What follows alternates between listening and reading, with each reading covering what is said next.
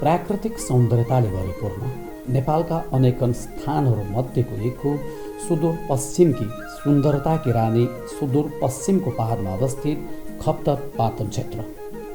यही सुदूरपश्चिमको स्वर्ग खप्तर पाटनको भौगोलिक र प्राकृतिक सुन्दरतालाई स्पन्दन तथा आत्मसात गर्न र यस क्षेत्रका धार्मिक स्थलहरूको अवलोकनका लागि हामी केही वर्षहरूदेखि निकै आतुर थियौँ र यसै वर्ष विजया दशमीको समयमा हामी भक्तपुरका गुड फ्राइडे ग्रुपका 7 जना साथीहरू यसै पवित्र खप्तर क्षेत्रको यात्रामा निस्कियौँ। काठमाडौँबाट झन्डै 900 किलोमिटरको दूरीमा रहेको खप्तर क्षेत्र पुग्न हामीले काठमाडौँदेखि धनगढीसम्म 1 घण्टाको हवाई यात्रा गऱ्यौँ। धनगढीबाट एउटा जीप रिजर्भ गरी पूर्व पश्चिम महेन्द्र राजमार्गको अतरिया चोकमा आइपुग्यौँ। अतरियाबाट 6 घण्टाको यात्रापछि साँझ 6 बजे हामी आजको यात्राको गन्तव्यस्थल दोती जिल्लाको सदरमुकाम दिपाल पुग्यौँ र स्थानीय एक होटलमा बास बस्यौँ।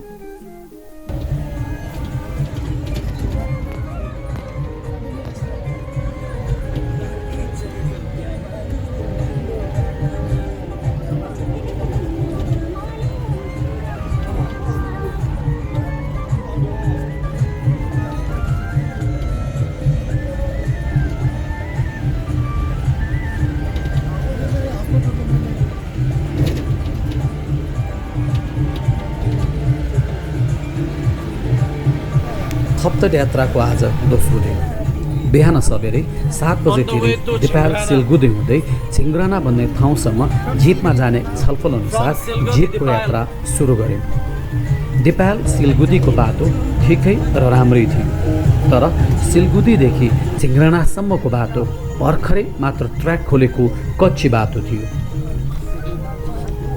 खप्तर जाने प्रमुख दुईटा बाटाहरूमध्ये हामी आउँदै गरेको दिपाल सिलगुदी छिङ्ग्राना हुँदै जाने यो बाटो अलिक कठिन र लामो बाटो मानिन्छ।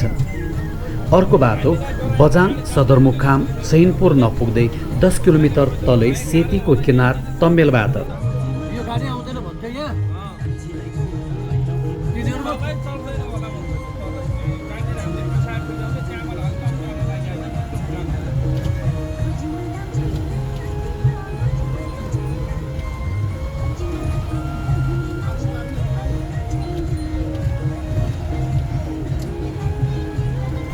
सेती नदी पार गरेर दारो गाउँ भएर जाने बाटो अलिक छोटो र सहज मानिन्छ।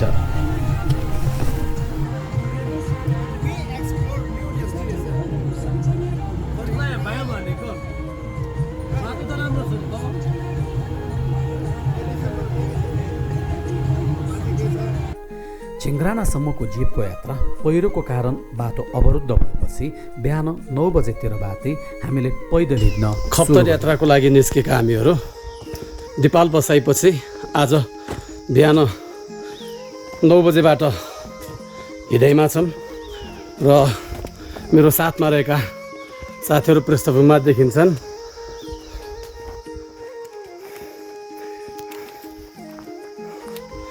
मजाले लिने भयो।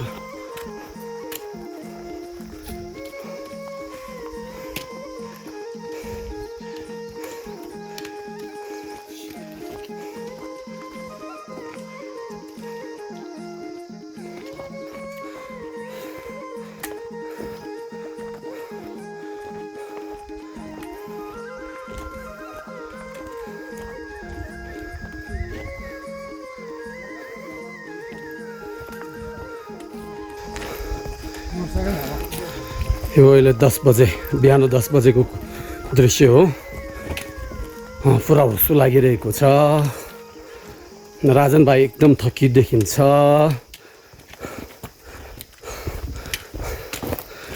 बाटो यही हो, के गरौँ ल, दुःख गरेको भनौँ कि सुख गरेको भनौँ।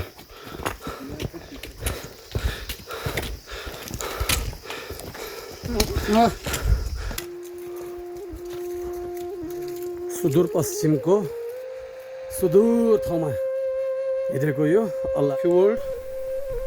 1 घण्टाको हिँडाइपछि हामी 10 बजेतिर छिङ्ग्राना भन्ने गाउँमा आइपुग्यौँ। स्थानीय एक होटलमा खाना खायौँ र एकजना स्थानीय गाइडका साथ खप्तत राष्ट्रिय निकुञ्जको प्रवेशको लागि टिकट काट्दै हामी अगाडि हिँड्न सुरु गर्यौँ।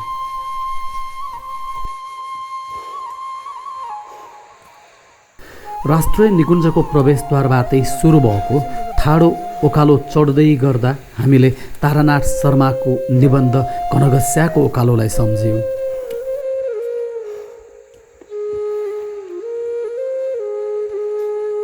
पुरै 4 घण्टा ठाडो ओकालोका बीच यात्रा गर्दा हामीले कुनै मानवीय गतिविधि वा मानवीय बस्ती भेटेनौँ।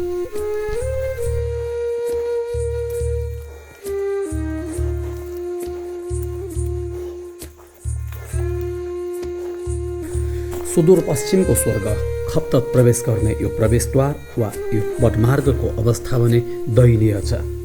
बल्ल तल एकजना मात्र हिँड्न मिल्ने साँघुरो बाटो, कहीँ कतै खाने र बस्ने सुविधायुक्त होटल तथा पसलहरू नहुनाले यो पदमार्गको दुरावस्था स्पष्ट गर्दछ।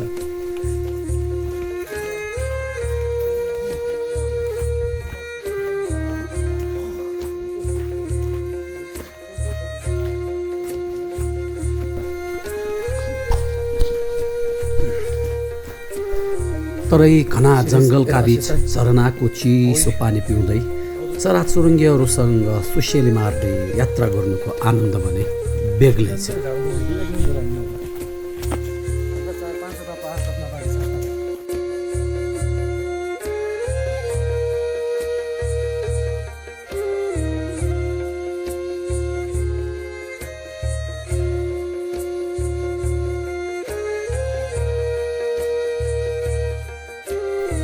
कयौँ उकालो र ओह्रालोहरू पार गर्दै पानीमा रुच्दै चल्दै 10 घण्टाको हिँडाइपछि हामी बेलुका 8 बजेतिर खप्तत क्षेत्रकै एकमात्र होटलमा बेलुका 8 बजेतिर पुग्यौँ।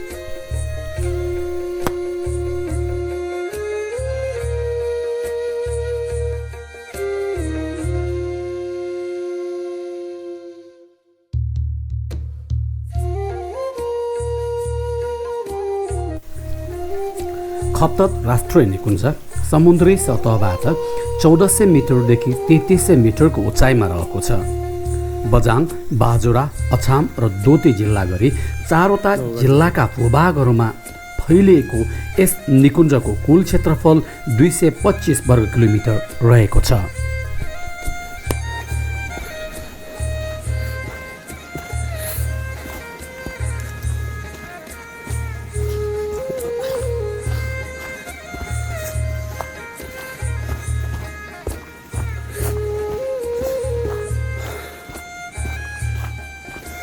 आज 2076 असोज 23 गते बिहान 7 बज्दै हामी खप्तत घुम्न आएका साथीहरू अहिले हामी त्रिवेणी धाम र सरस्वती लिङ्ग भन्ने स्थानमा यात्राको लागि निस्केका छौँ। हाम्रो सरस्वती अस्त हुँदैछ, साथै आशिष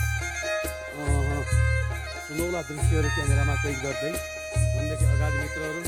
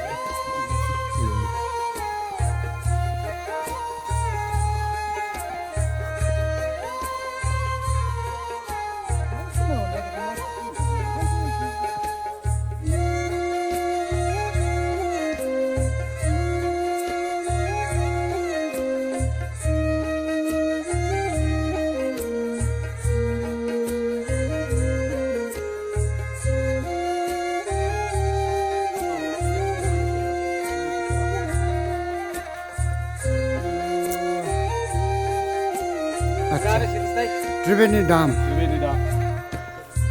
ओके साथीहरू अगाडि बढ्दैछन् त्रिवेणी डाम यात्राको लागि विनोद सर केही बोल्नुहुन्छ कि हिजोको यात्राबारे हिजो बेकारमा आए जस्तो केही कहिले भएको थियो 11 घन्टा हिँड्यो क्या हिजो 11 hours on foot it's not a joke but great experience बिचमा केही खानेकुराहरू कसम 9 बजे हिँडेको साँझ 8 बजेसम्म एउटा किरा बाहेक अरू मान्छे त भेट्दैन खान पनि पाएन खानेकुराको त सोध्नु काठमाडौँबाट लिएर आएको अलिकति चाउचाउ र 2वटा स्टेकरले हिजोको दिन खारियो तर व्यवस्थापन गुड यहाँ होटेल राम्रो थियो होइन बिचमा पनि होटेलहरू पाइन्छ कि 5 स्टार होटेल बिचमा अच्छा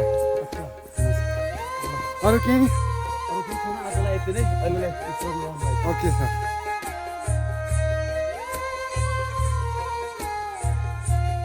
खप्तत राष्ट्रिय निकुञ्जको एक पवित्र र एक प्रमुख गन्तव्य स्थल त्रिवेणी डाम यही हो र हाम्रो आजको खप्ततको यात्राको पहिलो गन्तव्य पनि यही हो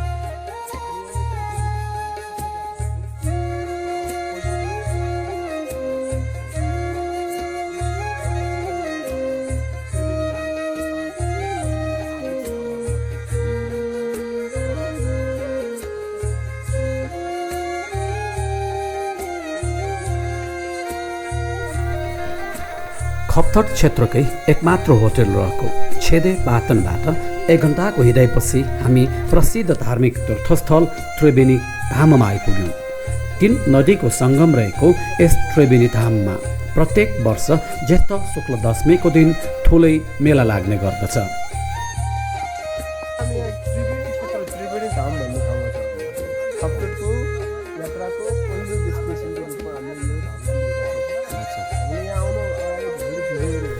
परापूर्व कालमा ऋषिमुनिहरूले ज्येष्ठ शुक्ल दशमीका दिन यस त्रिवेणीमा स्नान गरेका कारण सो दिन यहाँ मेला लाग्ने गरेको जनविश्वास गरिन्छ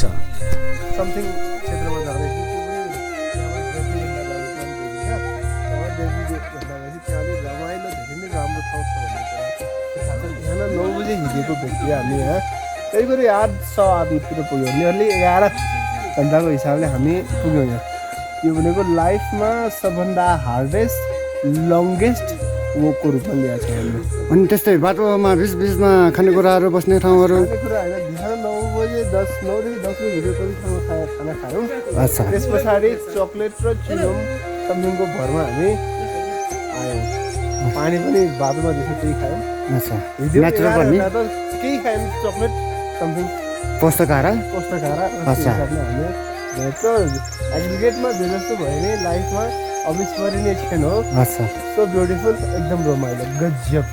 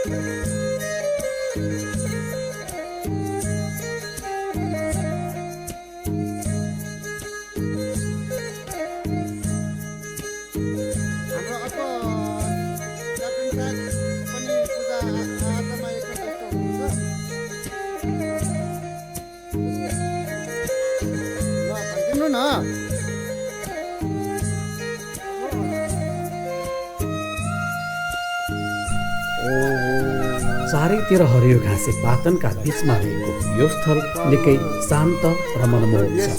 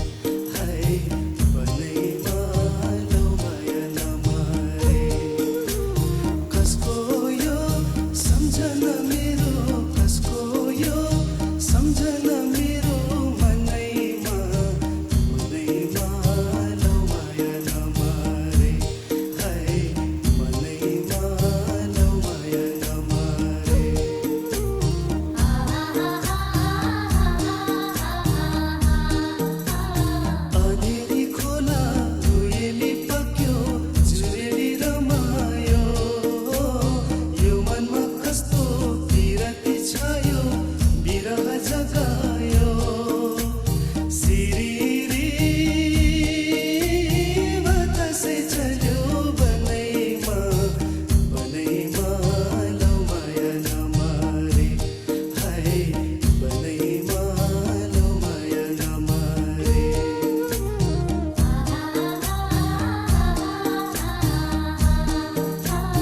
मुरली धुन भुलेको छैन बनामा बजेको हजुरको माया भुलेको छैन दिलमा बसेको चिरबिरी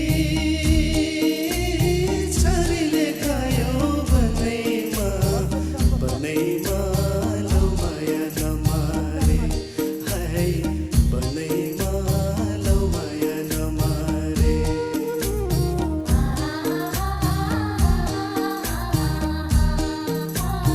सैलुङ्गेले कमा गुराँसै फुल्यो बन्चरी रमायो यो मनमा कस्तो बिरह छायो बिरती बसायो झलवाला त्रिवेणी धामको दर्शन तथा अवलोकनपछि खुल्ला हरियाली पातहरू पार गर्दै अब भने कलकल बगेका खोल्सा र झरनाहरूका बीच 2-2.5 घण्टा उकालोहरू चढ्दै हामी खप्तर क्षेत्रकै एकरको पवित्र धार्मिक स्थल सहस्त्रलिङ्ग मन्दिरमा आइपुग्यौँ। मेरो कसको यो सम्झना मेरो मनैमा लौ माया नमारे हाय मनैमा लौ माया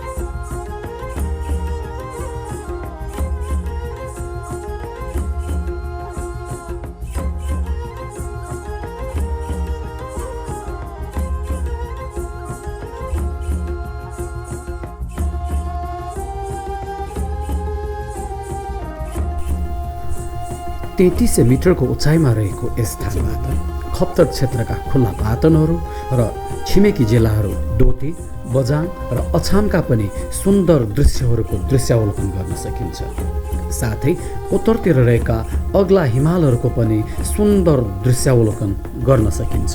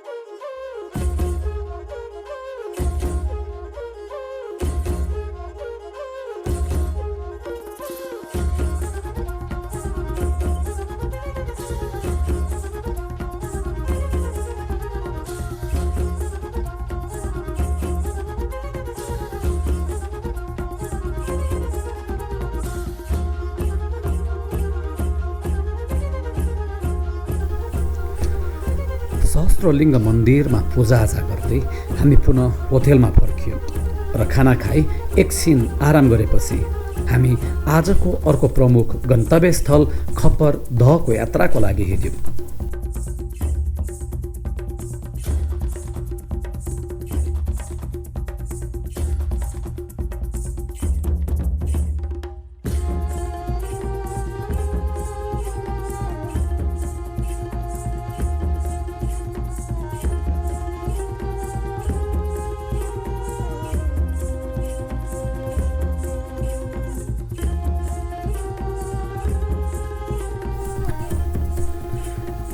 छेदे पाटनबाट 2.5 घण्टाको दूरीमा रहेको यस पवित्र खप्पर दहकै नामबाट यस क्षेत्रको नाम खप्तर रहन गएको जनविश्वास गरिन्छ। खप्पर दह खप्तर क्षेत्रकै प्रमुख जलाधार क्षेत्र पनि हो।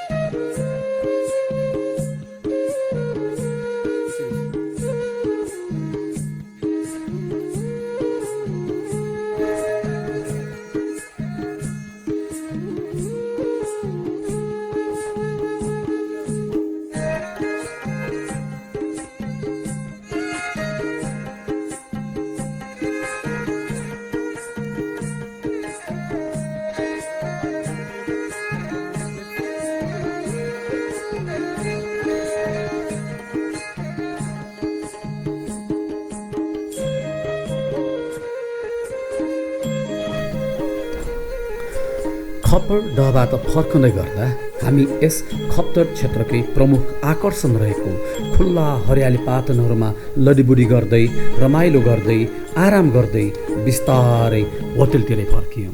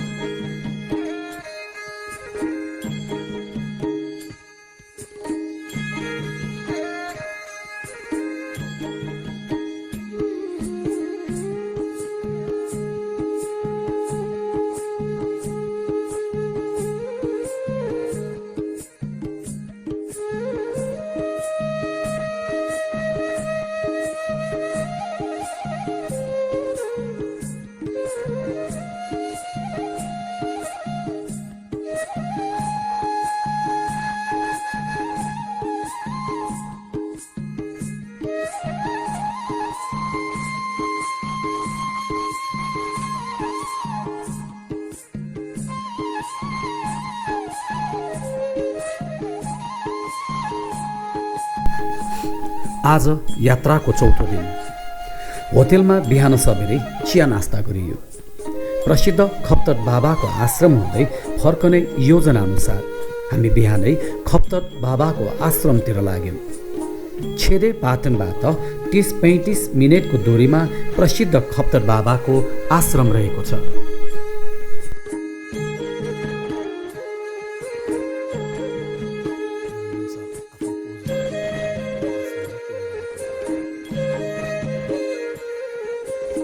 खप्तर राष्ट्रिय निकुञ्जको एक प्रमुख पर्यटकीय गन्तव्य स्थल खप्तर बाबाको आश्रममा हामी आइपुगेका छौँ र केही समयको योग र ध्यानपछि साथीहरू अब फर्कनतिर लाग्दैछौँ। यही हो पवित्र खप्तर बाबाको आश्रम। साथीहरू अब फर्कनको लागि तयारी गर्दैछन्।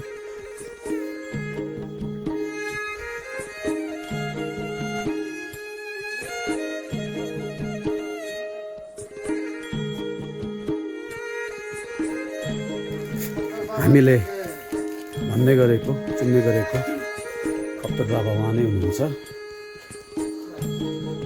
हामीले सुनेको बुझेको यो पवित्र स्थल खप्तर उहाँकै नामबाट सुपरिचित छ र उहाँको यो आश्रम नजिकै अरू पनि केही आश्रमहरू अरू पनि केही स्थलहरू देखिन्छन्। यो पवित्र स्थल खप्तरको घना जङ्गलको बिचमा पाखुरामा रहेको छ।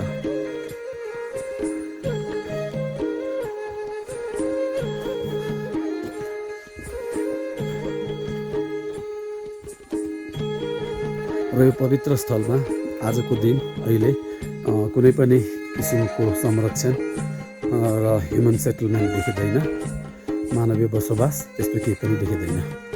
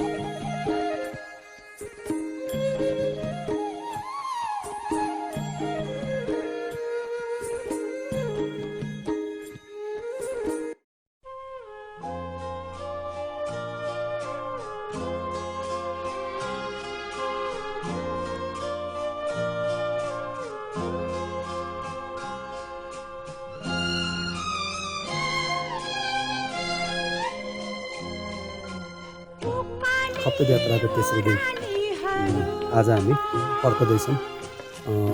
अहिले हामी खप्तरको पवित्र स्थल खप्तर बाबाको आश्रम पछि बझाङको चैनपुरबाट घर फर्कँदैछौँ र यात्रा निकै रमाइलो निकै व्यग्रताका साथ प्रतीक्षा गरेको यात्रा भएकोले एकदम उत्सुक छौँ।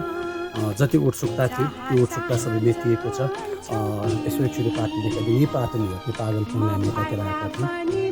यस्ता पाटनहरू हिजो अस्ति 2 दिन पुरा हेरियो र पक्कै पनि अस्तिको 11 घन्टा र आज हिजो 11 घन्टा लगभग 20-22 घन्टाको हिँडाइमा पनि कोही पनि साथीहरू थाकेको देखिँदैन। यता साथीहरू हुनुहुन्छ mister Rajan, one of the inspire motivator of our team. अर्को हाम्रो क्यामेरा पर्सन निरञ्जन है सर, निरञ्जन पटकै थाकेको देखिँदैन। आशिष ब्रदर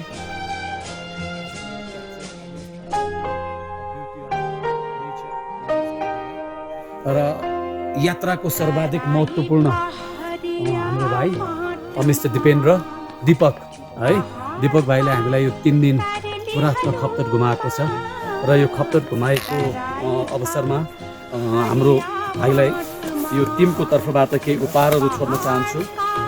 उपहार के भन्दाखेरि हामी खोप्रिङ स्कुलको मेम्बर भएर आएको हुनाले खोप्रिङ स्कुलकै तर्फबाट केही चिनो पनि छोड्न चाहन्छु र मसँग यहाँ खोप्रिङ स्कुलको एउटा टी सर्ट क्यास दिनु खोइ अलिकति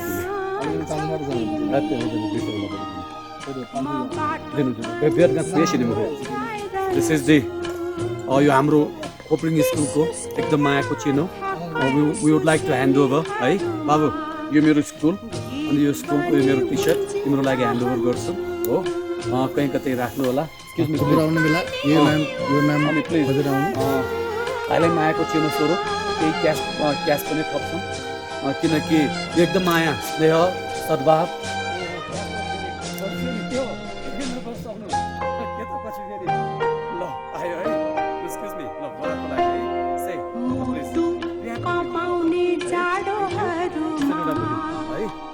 ताली ताली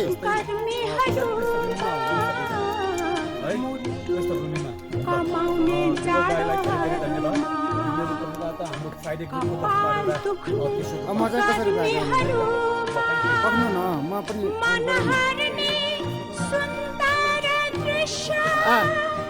पक्नु न म पनि यो यसैबाट गर्दा हुन्छ पक्नु पक्नु जहाँ जहाँ जान्छौ तिमी म आकाशवाणी देखिरहन्छु अनि भक्तहरू आउँदाखेरि यो टाइपको नाम याद राख्छ है खोज्दै आउनु अनि पाखाहरू मलाई भेट्नुहुन्छ मलाई भेटिसकेपछि पनि भेटिरहन्छु ओकाली ओरालीहरूमा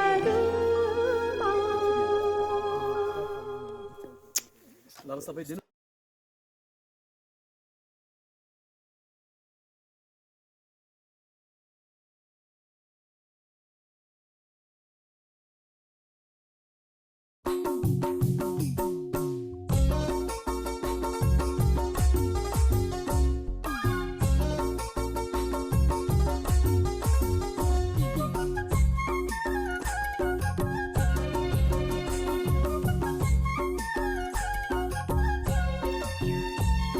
मित्र शिरीष एक्लो यात्री अघि क्यामेरा अपरेट गरेको थियो अहिले आफ्नो क्यामेरामा फुटेज आएन भनेर रिसाइरहेको छ त्यही भएर उसको पनि केही दिउँ भनेर खिचेको साथीहरू सबै यतातिर ऊ वान अफ माई डियरेस्ट यहाँ फोटो मेरै खिच्दैछन् ऊ म उसको खिच्दैछु ओके जाउँ दिस इज द ट्रेल जाने पछ्याउने बाटो यही रहेछ भन्नु न यार बाटो यस्तो अप्ठ्यारो छ मेन ट्रैक हुआ यस कम समस्या क्या मुख है तो कुछ क्या तवार है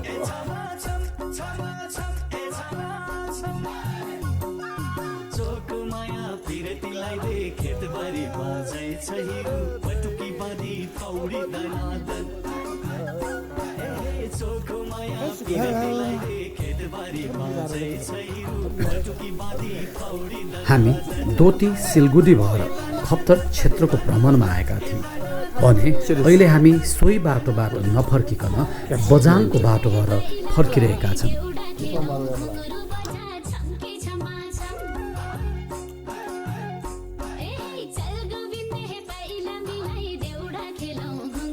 Hello guys.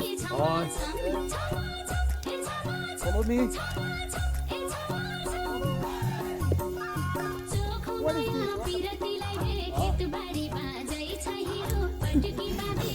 Control yaar, control.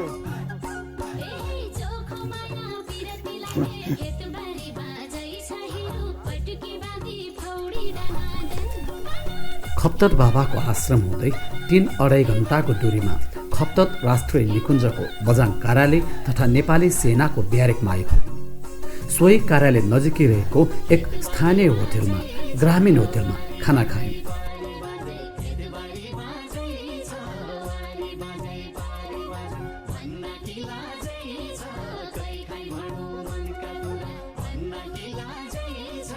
हामीले पढ्दै र सुन्दै आएको विकट सुदूर पश्चिमको जीवनलाई पहिलो पटक नजिकैबाट निहाल्दै डाँडो गाउँ भन्ने ठाउँसम्म हिँड्दै आइपुग्यौँ।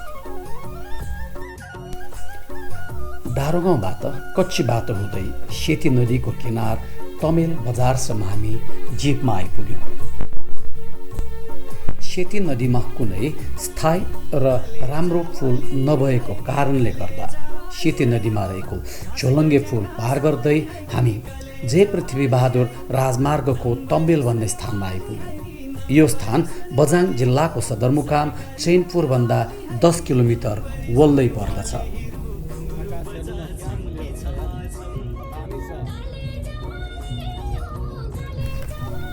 तमेलबाट ओतेरिया चोकसम्मका लागि एउटा जीप रिजर्भ गरी हिँडेका हामीहरू पुरै डे नाइटको यात्रापछि बिहान 6 बजेतिर चिसापानी स्थित कर्णाली पुलसम्म आइपुग्यौँ।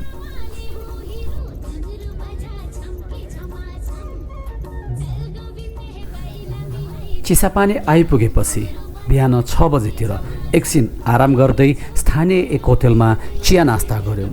र सोही जीपबाट हामी कोलपुरसम्मको लागि हिँड्यौँ।